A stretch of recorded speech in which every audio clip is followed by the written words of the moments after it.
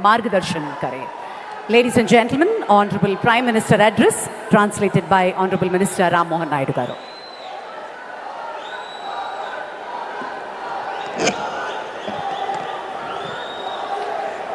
भारत माता की, भारत माता की, भारत माता की। आंध्र प्रदेश के गवर्नर अब्दुल नजीर जी,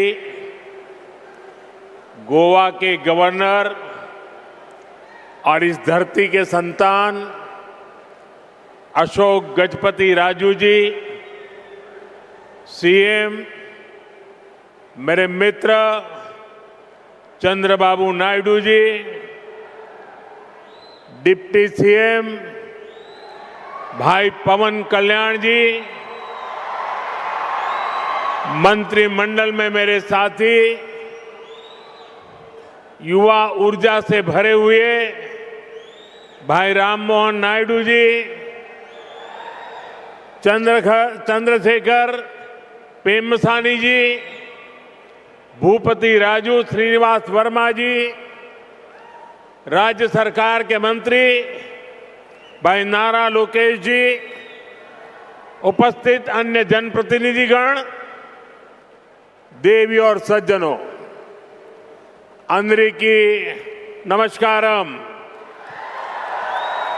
आंध्र प्रदेश गवर्नर అబ్దుల్ నజీర్ గారికి, గోవా గవర్నర్ అశోక్ గజపతి రాజు గారికి, మన ముఖ్యమంత్రి వర్యులు చంద్రబాబు నాయుడు గారికి, ఉప ముఖ్యమంత్రి సోదరులు పవన్ కళ్యాణ్ గారికి, మంత్రివర్గంలో నా సహచరులు రామ్మోహన్ నాయుడు గారికి, చంద్రశేఖర్ పెమ్మసాని గారికి, భూపతి రాజు శ్రీనివాస్ వర్మ గారికి, రాష్ట్ర ప్రభుత్వంలో మంత్రివర్యులు నారా లోకేష్ గారికి, ఇక్కడికి విచ్చేసిన ఇతర ప్రజాప్రతినిధులకు, నా సోదర సోదరీమణులకు అందరికీ కూడా నమస్కారం। साथियों, आज का दिन आंध्र प्रदेश के विकास के लिए, स्वर्ण आंध्र के विजन के लिए ये बहुत अहम है।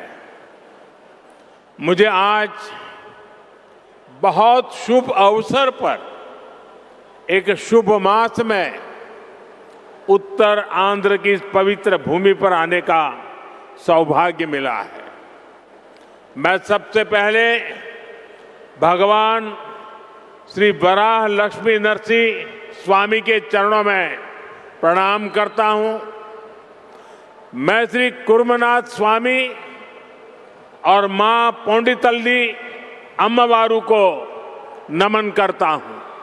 మిత్రులారా, ఈరోజు ఆంధ్రప్రదేశ్ అభివృద్ధికి స్వర్ణాంధ్ర విజన్కు ఎంతో కీలకమైన రోజు। ఈ శుభ సందర్భంగా ఈ పవిత్రమైన మాసంలో ఈ పవిత్రమైన ఉత్తరాంధ్ర భూమికి రావడం నాకెంతో సౌభాగ్యంగా భావిస్తున్నాను। ముందుగా శ్రీ వరాహ లక్ష్మీ నరసింహస్వామి వారి పవిత్రమైన పాదాలకు నా నమస్కారాలు అర్పిస్తున్నాను। అలాగే కూర్మనాథ స్వామి వారికి, అమ్మ పైడి తల్లి అమ్మవారికి నమస్కరిస్తున్నాను। साथियों, आज यहां करीब 18,000 करोड़ रुपए की विकास परियोजनाओं का शुभारंभ, लोकार्पण और शिलान्यास हुआ है। एयरपोर्ट के साथ साथ ये प्रोजेक्ट आंध्र की रोड कनेक्टिविटी से भी जुड़े हैं। इनमें एनर्जी सिक्योरिटी से जुड़े प्रोजेक्ट भी हैं। ये विकास कार्य इस बात के प्रतीक है कि इस समय आंध्र की स्पीड से आगे बढ़ रहा है। मैं आप सभी को इन प्रोजेक्ट्स की बहुत बहुत शुभकामनाएं देता हूं। మిత్రులారా, ఈ రోజు దాదాపు 18,000 కోట్ల రూపాయలు విలువైన అభివృద్ధి ప్రాజెక్టులు ప్రారంభోత్సవం మరియు శంకుస్థాపన చేసుకుంటున్నాం। ఎయిర్పోర్ట్తో పాటు ఈ ప్రాజెక్టులు ఆంధ్రప్రదేశ్లో రోడ్ కనెక్టివిటీని కూడా మరింత బలోపేతం చేస్తాయి। వీటిలో ఎనర్జీ సెక్యూరిటీకి సంబంధించిన ప్రాజెక్టులు కూడా ఉన్నాయి। ఈ ప్రాజెక్టులు ఆంధ్రప్రదేశ్కు ఎంత వేగంగా ముందుకు తీసుకొని వెళ్తున్నాయనడానికి ఒక నిదర్శనం। ఈ ప్రాజెక్టుల కోసం మీ అందరికీ నా హృదయపూర్వకమైనటువంటి శుభాకాంక్షలు। साथियों, आज का ये आयोजन नया इतिहास, नए रिकॉर्ड इसे रचने का भी है। आज एक और विकास के नए रिकॉर्ड बन रहे हैं, तो साथ ही ढीमसा डांस का सांस्कृतिक रिकॉर्ड भी रचा गया है। और ये चंद्रबाबू की विशेषता है कि उन्होंने दो क्षितिजों को छुआ है। एक तरफ ऊंची आसमान को छूने वाली व्यवस्था, एयरपोर्ट का निर्माण, और दूसरी तरफ मेरे यहाँ के आदिवासी बहनों के द्वारा ढीमसा नृत्य का विश्व रिकॉर्ड बनाना। मैं चंद्रबाबू के इस विजन को विशेष रूप से सराहना करता हूं। మిత్రులారా, ఈరోజు ఒక కొత్త చరిత్ర, ఒక కొత్త రికార్డును సృష్టించిన రోజు కూడా. ఒకవైపు అభివృద్ధిలో కొత్త రికార్డులు నమోదవుతున్నాయి, మరోవైపు దింసా నృత్యం కూడా ఒక సాంస్కృతిక రికార్డును సృష్టించింది. ఇది చంద్రబాబు నాయుడు గారి విశిష్టత అనేది నేను తెలియజేస్తున్నాను. ఈరోజు చంద్రబాబు నాయుడు గారు ఒక రెండు అంశాలని టచ్ చేశారు. ఒకటి నింగిని ఆకాశాన్ని అంటే ఎయిర్పోర్ట్ అయితే, మరొకటి గిరిజనుల సోదర సోదరీమణులతో ఈరోజు దింసా నృత్యంతో ఒక రికార్డు సృష్టించారు. ఇది చంద్రబాబు నాయుడు గారి విజన్. దీనికి నేను హృదయపూర్వకమైనటువంటి అభినందనలు తెలియజేస్తున్నాను.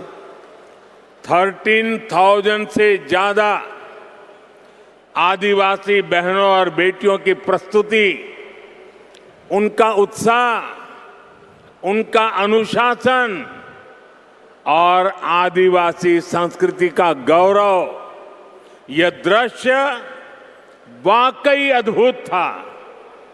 इसमें देश की विविधता की झलक भी थी और पीढ़ी दर पीढ़ी सहेज कर रखी गई जनजातीय विरासत भी थी। मैं इस प्रस्तुति के लिए आप सभी का और विशेष रूप से मेरी आदिवासी बहनों और बेटियों का बहुत बहुत अभिनंदन करता हूं।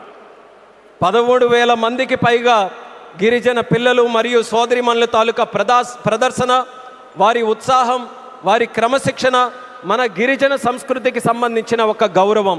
ఈ దృశ్యం నిజంగా అద్భుతంగా అనిపించింది. దీనిలో మన దేశం తాలూకా వైవిధ్యత కనిపించింది. అలాగే తరతరాలుగా సంరక్షించబడిన గిరిజన వారసత్వం కూడా ప్రతిబింబించింది. ఈ అద్భుతమైన ప్రదర్శనకు మన గిరిజన పిల్లలకు, సోదరిమణులకు, అలాగే ఇక్కడ ఉన్న అందరికీ కూడా నా హృదయపూర్వక అభినందనలు తెలియజేస్తున్నాను. साथियों, ये धरती अल्लूरी सीताराम राजू की धरती है। अल्लूरी सीताराम राजू जी ने जिस धरती पर आदिवासी हितों के लिए अपना जीवन समर्पित किया, आज उसी धरती पर आंध्र प्रदेश के एक नए एयरपोर्ट की शुरुआत हो रही है। ये एयरपोर्ट आंध्र और उत्तर आंध्र की ग्रोथ का रनवे है। ये आंध्र के युवाओं के बेहतर भविष्य का लॉन्च पैड है। मैं आंध्र प्रदेश के लोगों को, देश के लोगों को बहुत बहुत बधाई देता हूं। మిత్రులారా, ఈ నేల అల్లూరి సీతారామరాజు గారి నేల. అల్లూరి సీతారామరాజు గారు ఈ గిరిజన హక్కుల కోసం తన జీవితాన్ని అంకితం చేశారో ఆ పవిత్రమైన భూమిపైనే ఈరోజు ఆంధ్రప్రదేశ్కు ఒక కొత్త ఎయిర్పోర్ట్ ప్రారంభమవుతుంది. ఈ ఎయిర్పోర్ట్ ఆంధ్రప్రదేశ్, ముఖ్యంగా ఉత్తరాంధ్ర అభివృద్ధికి ఒక కొత్త రన్వేగా పనిచేస్తుంది. ఇది ఆంధ్ర యువత యొక్క ఉజ్వల భవిష్యత్తుకు ఒక కొత్త లాంచ్ ప్యాడ్లా పనిచేస్తుంది. ఈ సందర్భంగా ఆంధ్రప్రదేశ్ ప్రజలకు మరియు దేశ ప్రజలకు నా హృదయపూర్వక అభినందనలు. साथियों, पहले जब एयरपोर्ट बनते थे तो एयरपोर्ट के नाम एक ही परिवार के नाम पर चढ़ जाते थे। हमने इस परंपरा को बदला। हमने अयोध्या में एयरपोर्ट का नाम वाल्मीकि के नाम से जोड़ा। हमने पंजाब में संत रविदास जी के नाम से एयरपोर्ट का नाम जोड़ा। और साथियों, केंद्र की एनडीए सरकार ने निर्णय किया है कि इस नए एयरपोर्ट का नाम श्री अल्लूरी सीताराम राजू के नाम पर होगा। आंध्र प्रदेश का जो भी नागरिक इस एयरपोर्ट से यात्रा करेगा, देश और दुनिया का जो भी नागरिक इस एयरपोर्ट से यात्रा करेगा, उसे अल्लूरी सीताराम राजू जी के नाम से जनसेवा और राष्ट्र सेवा की प्रेरणा मिलेगी। మిత్రులారా, ఒక గతాన్ని మళ్ళీ గుర్తు చేసుకుందాం. ఒక సందర్భంలో భారతదేశంలో ఏ ఎయిర్పోర్ట్ నిర్మించినా ఒక్క కుటుంబం తాలూకా పేర్లే దానికి పెట్టేవారు. ఆ చరిత్రని మళ్ళీ ఎన్డీఏ ప్రభుత్వం తిరగరాసింది. అయోధ్యలో ఎయిర్పోర్ట్ ప్రారంభిస్తే దానికి వాల్మీకి గారి పేరు పెట్టాం. అలాగే పంజాబ్లో సంత్ రవిదాస్ గారి పేరుతోని ఎయిర్పోర్ట్ని ప్రారంభించాం. అలాగే ఈ కేంద్ర ప్రభుత్వంలో ఎన్డీఏ కూటమి ఒక ముఖ్యమైన నిర్ణయం తీసుకుంది. ఈ కొత్త ఎయిర్పోర్ట్కి అల్లూరి సీతారామరాజు గారి పేరు పెట్టాలనే నిర్ణయం తీసుకుంది. ఈ ఎయిర్పోర్ట్ ద్వారా ప్రయాణించే ప్రతి ఆంధ్రప్రదేశ్ పౌరుడు అల్లూరి సీతారామరాజు గారి పేరుతో ప్రజాసేవకు, దేశ సేవకు కూడా స్ఫూర్తి పొందుతారని తెలియజేస్తున్నాను. साथियों, बीते 12 इयर्स में देश के एविएशन सेक्टर ने असाधारण प्रगति की है। 2014 तक देश में केवल 74 एयरपोर्ट ऑपरेशनल थे। आज ये संख्या 166 है। एक समय था जब हवाई उड़ानें सिर्फ बड़े शहरों तक सीमित थी। एनडीए सरकार में आज छोटे शहर के साधारण लोग भी फ्लाइट से आ जा रहे हैं। మిత్రులారా, గత 12 సంవత్సరాల్లో దేశంలో విమానయాన రంగం ఒక అసాధారణమైన పురోగతిని సాధించింది. 2014 వరకు దేశంలో కేవలం 74 ఎయిర్పోర్ట్లు ఆపరేషనల్గా ఉంటే ఈరోజు ఆ సంఖ్య పెరిగి 166 ఎయిర్పోర్ట్లకి చేరుకుంది. ఒకప్పుడు విమానాశ్రయాలు, విమాన ప్రయాణాలు పెద్ద నగరాలకే పరిమితమయ్యేవి. ఈరోజు ఎన్డీఏ ప్రభుత్వంలో చిన్న పట్టణాల నుంచి సాధారణ ప్రజలు కూడా విమానాల్లో ప్రయాణిస్తున్నారని తెలియజేస్తున్నాను. 12 इयर्स में सिर्फ एयरपोर्ट की संख्या ही नहीं बढ़ी है, हमारी उड़ान योजना के कारण आज गरीब परिवार के लोगों को भी जहाज में बैठने का अवसर मिल रहा है। इस योजना ने गरीब से गरीब को अपना सपना पूरा करने में मदद की है। कुछ दिन पहले ही सरकार ने उड़ान योजना के दूसरे फेज की शुरुआत की है। इस पर भी 29,000 करोड़ रुपीस खर्च किए जाएंगे। మిత్రులారా, ఈ 12 సంవత్సరాల్లో కేవలం ఎయిర్పోర్ట్ తాలూకా సంఖ్య మాత్రమే పెరగలేదు. మన ఉడాన్ పథకం వల్ల పేద కుటుంబాలకు చెందిన ప్రజలు కూడా మొదటిసారి విమానంలో ప్రయాణించే అవకాశం వాళ్ళందరూ పొందారు. ఈ పథకం అత్యంత పేదవారికి తమ కలలు నిజం చేసుకునే అవకాశం కూడా కల్పించింది. కొద్ది రోజుల క్రితమే కేంద్ర ప్రభుత్వం ఉడాన్ పథకం తాలూకా ఫేజ్ 2ని కూడా ప్రారంభించింది. దీని ద్వారా దేశంలో 29,000 కోట్ల రూపాయలు ఖర్చు చేయబోతుందని తెలియజేస్తున్నాను. साथियों, एविएशन सेक्टर में देश ने एक और बड़ा माइलस्टोन हासिल किया है। कुछ ही दिन पहले काशी में जी स्पोक एयरपोर्ट मॉडल का शुभारंभ हुआ। आज वही मॉडल पंजाब के अमृतसर तक पहुंच गया है। इससे अमृतसर से 25 से ज्यादा इंटरनेशनल डेस्टिनेशन जुड़ जाएंगे।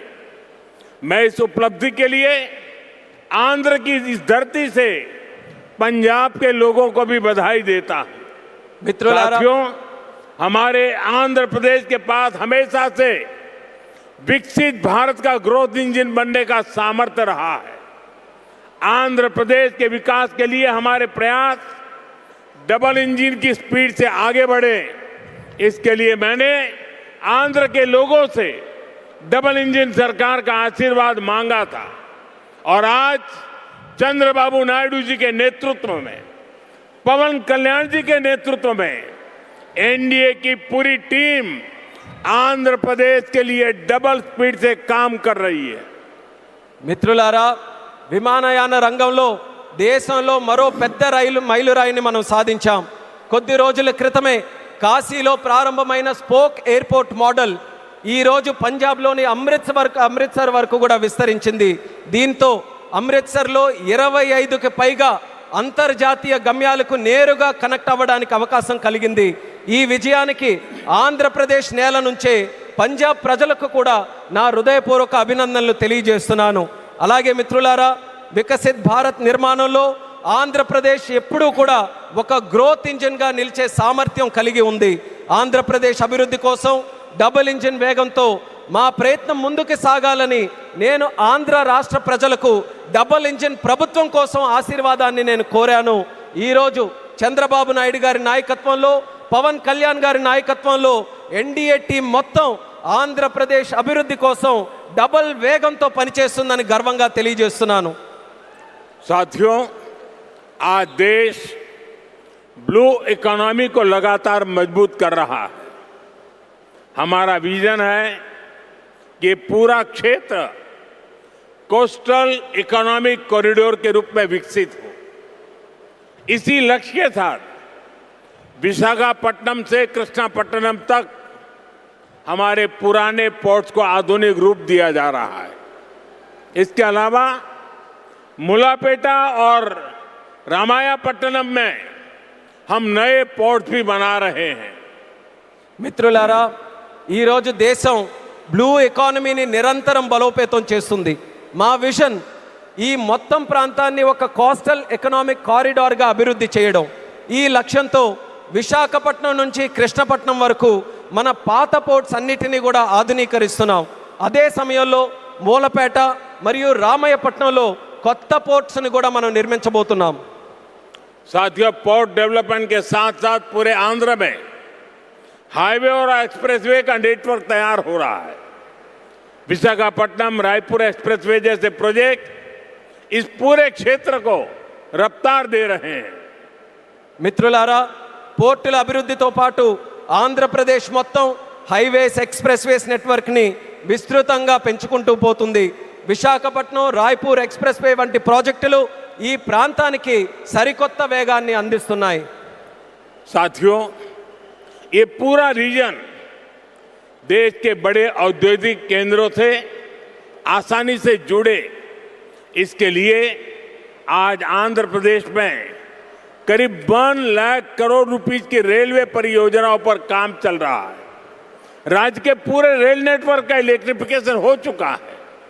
यहाँ 70 से ज्यादा रेलवे स्टेशनों को भी आधुनिक बनाया जा रहा है.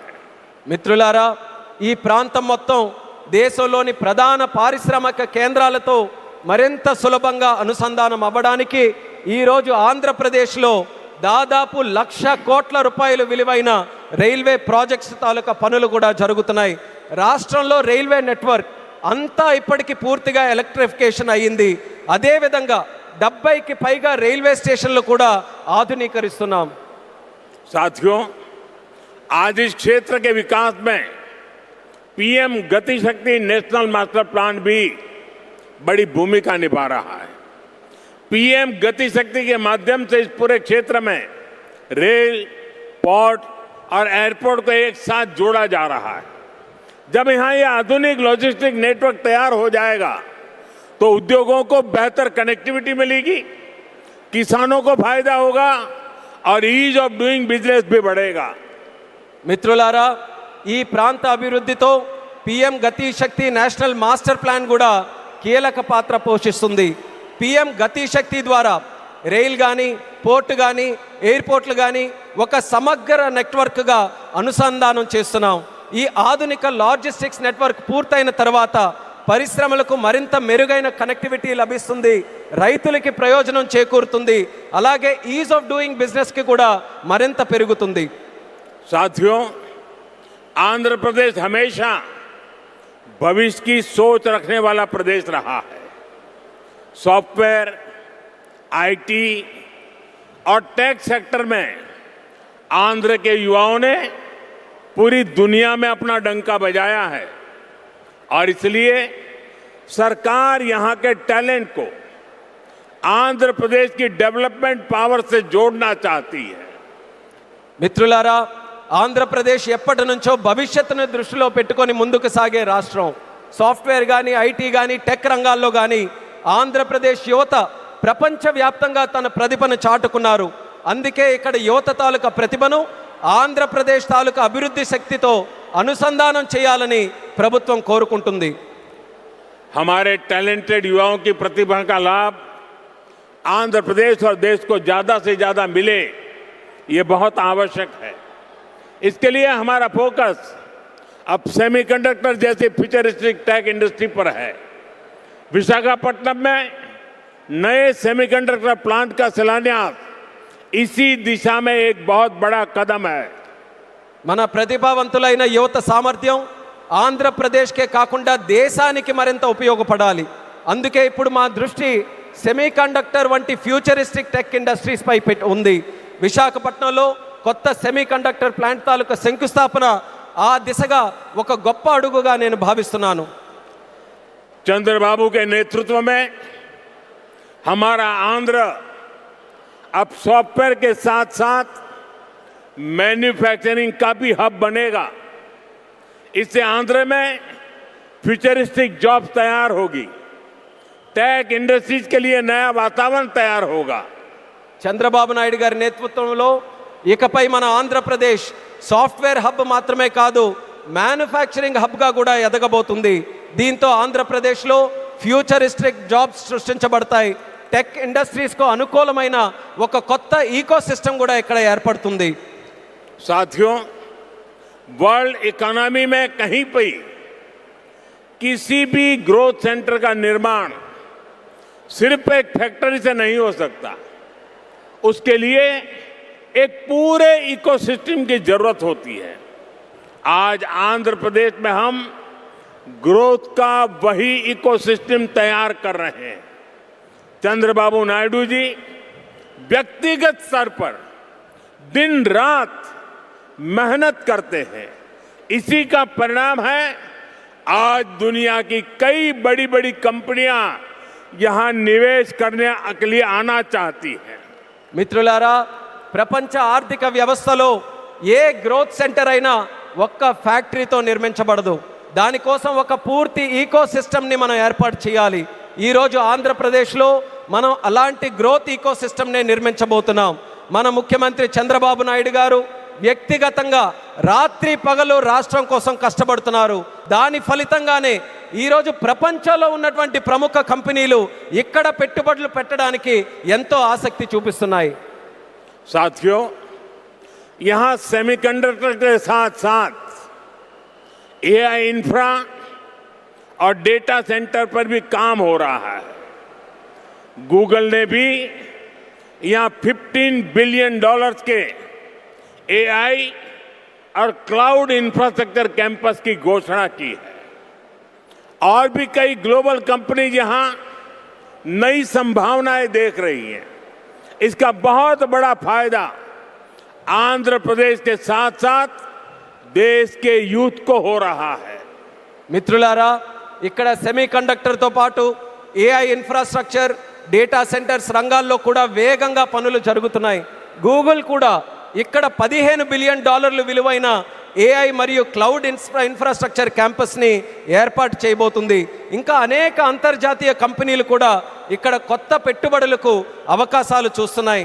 దీనివల్ల ఆంధ్రప్రదేశ్ యువత కాకుండా దేశ యువతకు కూడా ఒక్క గొప్ప ప్రయోజనం కలగబోతుంది. साथियों, आंध्र की इंडस्ट्रियल ग्रोथ स्टोरी केवल डिजिटल टेक तक से ही सीमित नहीं है। नकापल्ली में केंद्र सरकार बड़े फार्मा पार्क के लिए भी सहयोग दे रही है। इससे आंध्र प्रदेश देश के एक बड़े फार्मा हब के रूप में भी विकसित होगा। మిత్రులారా, ఆంధ్రప్రదేశ్ ఇండస్ట్రియల్ గ్రోత్ స్టోరీయే కాకుండా డిజిటల్ టెక్ వరకే పరిమితం కాకుండా నక్కపల్లిలో కేంద్ర ప్రభుత్వం యొక్క భారీ ఫార్మా పార్క్ ఏర్పాటుకి కూడా సహకరిస్తుంది. దీంతో ఆంధ్రప్రదేశ్ దేశంలోనే ఒక ప్రముఖ ఫార్మా హబ్గా ఎదగబోతుందని తెలియజేస్తున్నాను. ग्रीन एनर्जी की फील्ड में भी अकेले रायलसीमा क्षेत्र में 5 लाख करोड़ रुपए से ज्यादा का इन्वेस्टमेंट हुआ है. मैं आज आंध्र प्रदेश के आप सभी लोगों को फिर विश्वास दिलाता हूं, हमारी सरकार ऐसी हर संभावनाओं को साकार करने के लिए दिन रात ये डबल इंजन सरकार काम करती रहेगी. గ్రీన్ ఎనర్జీ రంగంలో కూడా ఒక్క రాయలసీమ ప్రాంతంలోనే 5 లక్షల కోట్ల రూపాయలకి పైగా పెట్టుబడులు వచ్చాయి. ఈరోజు ఆంధ్రప్రదేశ్ ప్రజలందరికీ నేను మరోసారి హామీ ఇస్తున్నాను, ఇలాంటి ప్రతి అవకాశాన్ని నిజం చేయడానికి, ఆ కళని సాకారం చేయడానికి మా ప్రభుత్వం, ఈ డబుల్ ఇంజిన్ ప్రభుత్వం రాత్రి ప్రగలు కృషి చేస్తూనే ఉంటుందని తెలియజేస్తున్నాను. साथियों, आज आंध्र प्रदेश में हर सेक्टर में किस स्पीड से काम हो रहा है, इसका अंदाजा आप इस बात से लगा सकते हैं कि पिछले 3 यात्राओं में ही मैंने 2 लाख करोड़ रुपीस के प्रोजेक्ट का शुभारंभ यहां किया है. మిత్రులారా, ఈరోజు ఆంధ్రప్రదేశ్లో ప్రతి రంగంలో ఎంత వేగంగా అభివృద్ధి జరుగుతుందో మనం ఒక్కసారి అంచనా వేయాలనంటే ఈ ఒక్క విషయం గమనించండి. నా గత 3 పర్యటనల్లో 2 లక్షల కోట్ల విలువైన ప్రాజెక్టులు, కోట్ల రూపాయల విలువైన ప్రాజెక్టులు నేను ఇక్కడే ప్రారంభించానని తెలియజేస్తున్నాను. मुझे खुशी है कि आंध्र की इस विकास यात्रा में उत्तर आंध्र भी सशक्त हो रहा है. हम विशाखापट्टनम इकोनॉमिक रीजन VER को देश के बड़े औद्योगिक केंद्र के रूप में विकसित कर रहे हैं. हमारा लक्ष्य है VER एशिया का प्रमुख इकोनॉमिक हब बने. ये एयरपोर्ट से लेकर सेमीकंडक्टर यूनिट तक इसी मिशन का हिस्सा है. ఈ అభివృద్ధి ప్రయాణంలో ఉత్తరాంధ్ర కూడా మరింత బలోపేతం అవుతున్నందుకు నాకెంతో ఆనందంగా ఉంది. మనం విశాఖపట్నం ఎకనామిక్ రీజన్ను దేశంలో ప్రధాన పారిశ్రామిక కేంద్రంగా అభివృద్ధి మనం చేస్తున్నాం. మన లక్ష్యం VERను ఆసియా ఖండంలోనే ఒక ప్రముఖ ఎకనామిక్ హబ్గా తీర్చిదిద్దడం. దీనికి ఎయిర్పోర్ట్ నుంచి సెమీ కండక్టర్ యూనిట్ వరకు జరుగుతున్న ప్రతి కార్యక్రమం ఆ లక్ష్యంలో భాగమే అనేది కూడా నేను తెలియజేస్తున్నాను. साथियों, हमारी सरकार का मंत्र है इन्वेस्टमेंट से एम्प्लॉयमेंट. इसलिए सरकार ने अपनी तरफ से भी इन्वेस्टमेंट बढ़ाया है और हम प्राइवेट सेक्टर को भी इन्वेस्टमेंट के लिए प्रेरित कर रहे हैं. आप भी जानते हैं, जब इन्वेस्टमेंट बढ़ता है तो मैन्युफैक्चरिंग बढ़ती है, मैन्युफैक्चरिंग बढ़ती है तो एक्सपोर्ट बढ़ता है, एक्सपोर्ट बढ़ता है तो रोजगार के नए अवसर बनते हैं और रोजगार बढ़ता है तो लोगों की आमदनी बढ़ती है, परिवारों की जिंदगी बेहतर होती है और आंध्र प्रदेश में हम यही होते देख रहे हैं. మిత్రులారా, మా ప్రభుత్వం తాలూకా మంత్రం పెట్టుబడి నుంచి ఉపాధి వరకు. అందుకే ప్రభుత్వం తన వంతుగా కూడా పెట్టుబడులు పెంచుకుంటూ పోతుంది. అదే సమయంలో ప్రైవేట్ సెక్టర్ తాలూకా పెట్టుబడులు కూడా వాళ్ళు ఇంకా ఎక్కువగా పెట్టేలా ప్రోత్సహిస్తుంది. మీ అందరికీ తెలుసు, పెట్టుబడులు పెరిగితే తయారీ రంగం పెరుగుతుంది, తయారీ రంగం పెరిగితే ఎగుమతులు పెరుగుతాయి, ఎగుమతులు పెరిగితే కొత్త ఉద్యోగ అవకాశాలు పెరుగుతాయి, ఈ కొత్త ఉద్యోగ అవకాశాలు పెరిగితే ప్రజల తాలూకా ఆదాయం పెరుగుతుంది. ఆ పెరిగినప్పుడు కుటుంబం తాలూకా జీవితాలు మరింత మెరుగుపడతాయి. ఈరోజు మన ఆంధ్రప్రదేశ్లో ఈ మార్పుని మనం కళ్ళారా చూస్తున్నాం. साथियों, मुझे पूरा विश्वास है आज यहां जितने भी प्रोजेक्ट की शुरुआत हुई है, जिनकी नींव रखी गई है, वो सारे प्रोजेक्ट स्वर्ण आंध्रा और विकसित भारत के संकल्प को पूरा करने में बहुत बड़ा योगदान देंगे. चंद्रबाबू जी के नेतृत्व में आंध्र प्रदेश विकसित भारत के सपने को पूरा करने के लिए एक बहुत बड़ा ऊर्जा स्रोत बन रहा है। मैं एक बार फिर इन सभी परियोजनाओं के लिए आंध्र प्रदेश के लोगों को बहुत बहुत बधाई देता हूं। बहुत बहुत धन्यवाद। మిత్రులారా, ఈరోజు ప్రారంభమైన శంకుస్థాపన జరిగిన ప్రతి ప్రాజెక్టు కూడా స్వర్ణాంధ్ర మరియు వికసిత్ భారత్ సంకల్పాలను సాకారం చేయడంలో ఎంతో గొప్ప పాత్ర పోషిస్తుందనే నమ్మకం నాకుంది. మరి చంద్రబాబు నాయుడు గారి తాలూకు నేతృత్వంలో ఆంధ్రప్రదేశ్ రాష్ట్రం వికసిత్ భారత్ విజన్కు ఒక పెద్ద శక్తిగా ఉజ్వలిస్తుంది.